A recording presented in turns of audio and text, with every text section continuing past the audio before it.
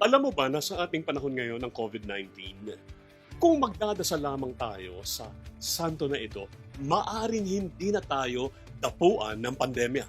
Gusto mo malaman kung sino ang santo na ito? Abangan sa ating pagpapatuloy ng Once Upon a Saint. Yes!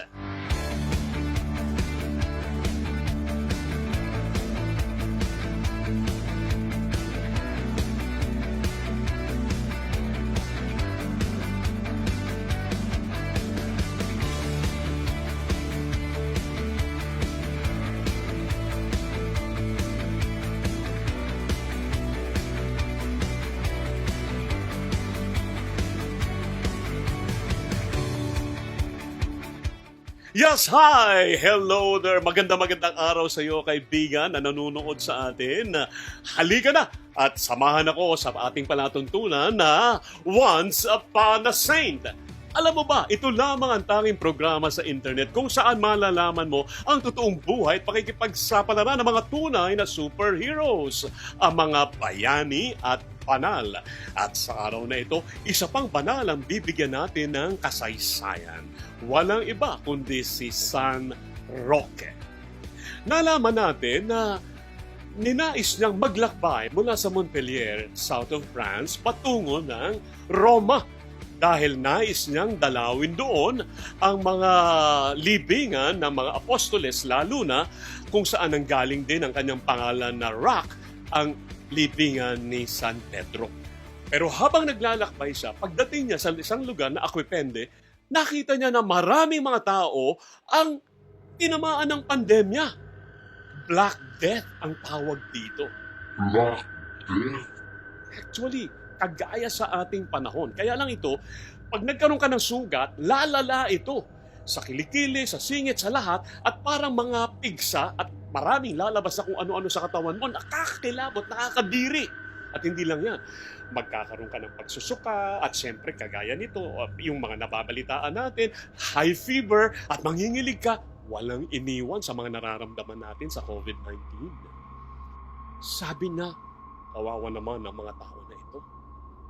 Si Rock noon was only 20 years old. Alam mong ginawa niya? Lagi siyang nagdadasal. At pumunta siya sa mga tao. Nakita niya yung marami, tulungan niyo kami. At nakita niya mga nakakalat na, maawa kayo sa akin! Hirap na hirap. Ano sa palagay mo ang gagawin ni Rock? Lumuhod siya, hindi niya pinandirihan, at nilagyan niya ng krus sa noo, kagaya ng krus sa kanyang dibdib. Abay, sukat akalain na gumagaling ang mga nalalagyan niya ng krus at ipinagdarasal. Nagulat yung marami na dumami ang gumaling at nagpasalamat sa kanya at kumalat ang balita na may kagaya ni Saint Raphael, the Archangel, na nagpapagaling. Kaya yung mga tao lumalapit na sa kanya, hinahanap siya at ginawa niyang pagalingin, pero kinakailangan niya pa rin makapunta dito sa Roma. Sabi niya, kung magaling na po kayo, magpapatuloy na ako sa aking paglalakbay. So nagpatuloy siya sa kanyang paglalakay at pagdating niya sa Roma, mas kumalat itong bubonic plague, yung Black Death. Kasi itong Black Death pala, mangingitim ang mga dulo ng daliri mo, pati paa mo, at pag namatay ka, itim na itim ka na at ang pangit-pangit mo ng tingnan. At kumalat ito sa buong Roma. Alam niyo ba, noong mga panahon na yon, 200 million ang namatay sa Roma, sa Europa, ng bubonic plague. Ganoong kadelikado. At pagdating niya doon nga sa isang lugar na kung tawagin na Piacenza, hindi siya makapaniwala na ang mga tao nagbabagsakan na, nangangamatay na. Sabi niya, hindi maaari ito. Nag-volunteer siya sa St. John Hospital. Natutulungan niya yung mga nurses doon, mga gamot doon, at tinutulungan niya. At pag hindi pa siya napapagod, sa gabi, pupuntahan pa niya yung mga bahay at tutulungan niya. Ipinagdarasal lang na nilalagyan niya ng krus. At gumagaling naman ang mga tao. Pero dakong huli, nakakita siya ng sugat sa kanyang kaliwang binti. At sabi niya, ay, ano ito? Bakit ganito? Palatandaan na nagkaroon na din siya ng epidemya. Sabi niya, kailangan kong lumayo. Kaya umalis siya sa lugar at pumunta siya doon sa isang malayong lugar para hindi siya makahawa.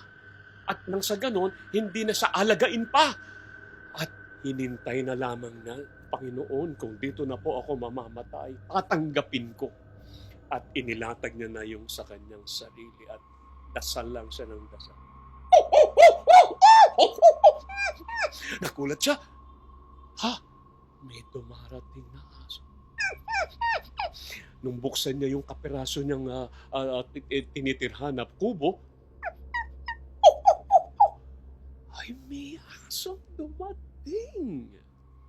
Malalaman natin ang huling kabanata at ang kaugnayan ng aso na ito sa buhay ni San Roque. Pero bago tayo tuloy magpaalam, meron akong katanungan at pag nasagot mo ito, may premyo ka. Ano ang nasa dibdib ni San Roque?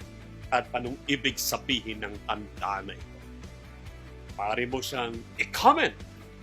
Maaari ka rin mag-like kung naibigan mo ang ating episode at siyempre, pwede mong i-share sa inyo mga kaibigan. Pero bago tayo tuloy magpaalam, siyempre, iniiwan namin sa iyo ang mga kataga ng ating founder, the Venerable Father Patrick Peyton CSC, to always pray. And pray as a family because the family that prays together stays together, and a world that prayer is a world at peace. Lahat ng yan dito lamang sa Once Upon a Saint. Yes!